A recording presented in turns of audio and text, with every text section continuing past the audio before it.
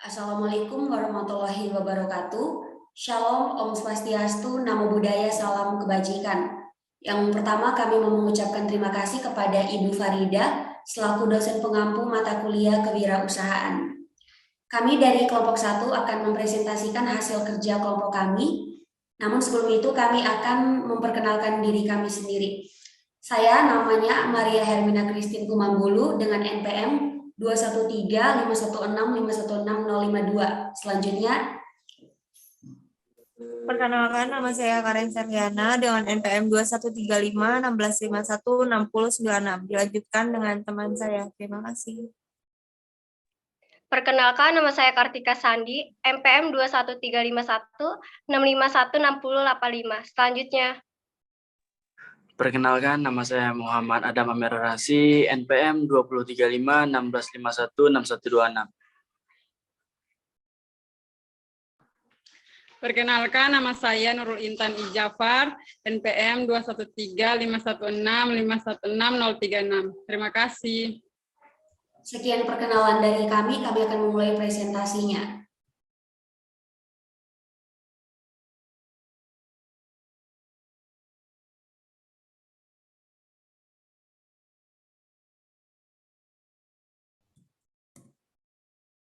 Jadi di sini kelompok kami akan membahas terkait Mzumbe University.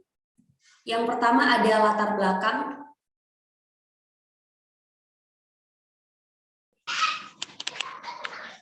Baik, di sini saya akan menjelaskan tentang latar belakang. Selama periode waktu, Lembaga Keuangan Mikro telah dirangsang dari pemberian kredit bersubsidi yang bergantung pada itikat baik donatur ke tahap lain yang merupakan perusahaan keuangan mandiri. Jadi sekarang mereka dapat memberikan penghargaan kepada klien dengan biaya tertentu dan dapat memperoleh kembali semua keuangan atau dana yang diberikannya kepada kliennya. Meningkatnya partisipasi dan kontribusi usaha mikro dan kecil menyebabkan meningkatnya kebutuhan akan jasa keuangan. Mengenali pentingnya layanan keuangan bagi usaha mikro dan kecil. Selama ini, tahun 2000, pemerintah Tanzania mengembangkan kebijakan keuangan mikro nasional sejalan dengan reformasi keuangan secara keseluruhan yang dimulai pada tahun 1991. Kebijakan tersebut bertujuan untuk memungkinkan mereka yang berpenghasilan rendah untuk mengakses layanan keuangan. Lembaga keuangan yang menganggap usaha mikro dan kecil sebagai terlalu miskin untuk menabung memiliki pinjaman rendah.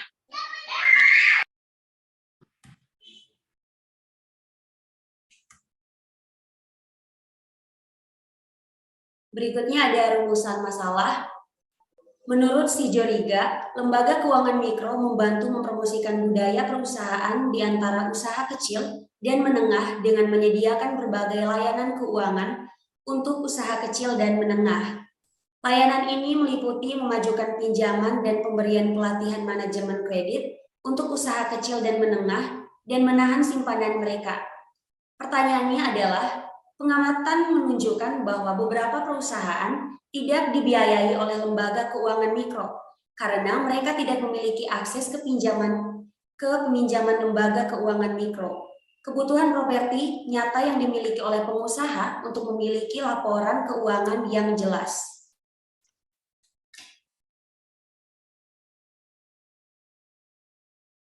Berikutnya teori.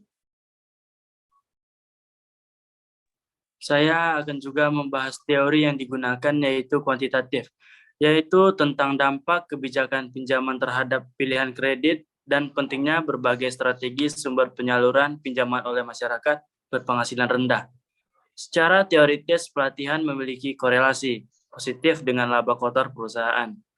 Penelitian ini menggunakan model ekonometrika dengan menggunakan OLS sebagai alat analisis hasil yang diambil dari paket software SPSS dan STADA. Model yang digunakan adalah terbukti secara signifikan mewakili dunia nyata lebih dari 96%. Hipotesisnya adalah biaya operasional, jumlah pinjaman yang diberikan, pelatihan yang diberikan kepada pemohonan peminjaman, dan jumlah yang disimpan. Semua variabel memiliki hubungan positif dengan laba usaha kotor perusahaan kecuali satu variabel, yaitu pelatihan. Dari hasil yang diperoleh menunjukkan adanya hubungan negatif antara pelatihan dengan laba kotor.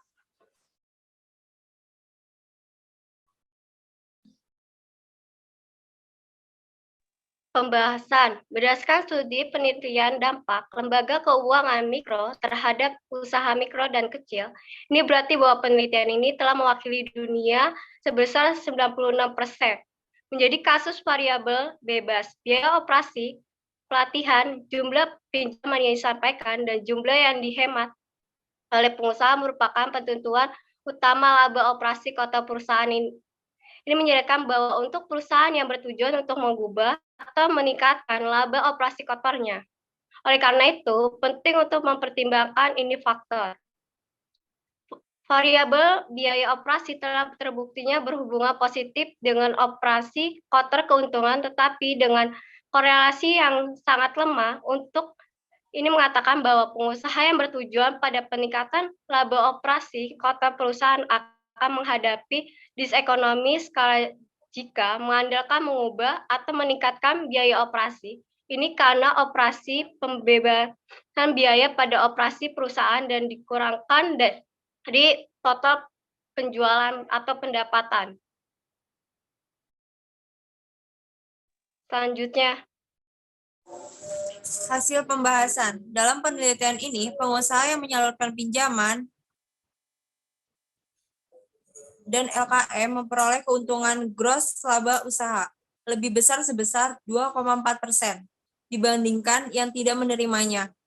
Jumlah yang dihemat juga terbukti memiliki korelasi terbesar dengan operasi kotor laba. Perusahaan yang meningkatkan tingkat tabungan mereka, misalnya sebesar 1%, akan dimaksud untuk meningkatkan laba operasi mereka sebesar 12%. Dalam hal yang sama arah, fakta ini mendapatkan kebenaran dari fakta bahwa jumlah yang dihemat adalah adanya dipertimbangkan oleh LKM sebagai pedoman untuk menghasilkan arus pembayaran atau anggunan untuk pinjaman yang diajukan. Perusahaan dengan tingkat tabungan tinggi menangkan pinjaman besar daripada perusahaan-perusahaan dengan mengeluarkan tabungan kecil atau buruk. Lanjutnya.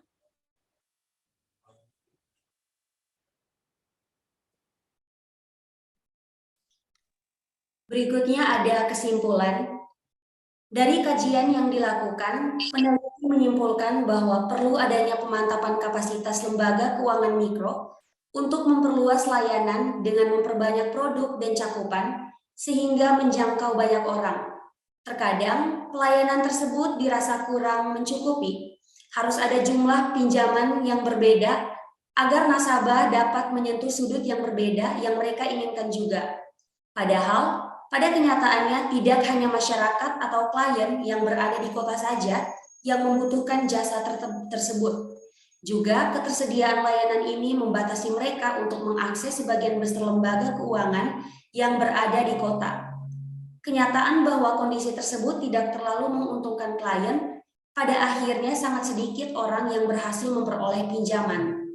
Terkadang, beberapa perusahaan menghadapi kesulitan atau krisis. Pada akhirnya, perusahaan-perusahaan itu runtuh karena ketika mereka menghadapi kejatuhan, mereka tidak ada yang bisa dilakukan. Mereka tidak dapat meminta pinjaman dari lembaga keuangan mikro karena kondisinya. Tetapi, ini dapat dengan mudah terjadi jika lembaga keuangan mikro mempersiapkan lingkungan yang baik untuk interaksi antara mereka dan perusahaan-perusahaan tersebut. Juga, akan lebih baik jika usaha-usaha yang tidak mampu mengajukan pinjaman dari lembaga keuangan mikro mendapat kesempatan untuk mendapatkan dukungan teknis. Karena jumlah pelaku usaha yang tidak memiliki pengetahuan tersebut sangat banyak dibanding dengan jumlah yang mampu mendapatkan pelatihan.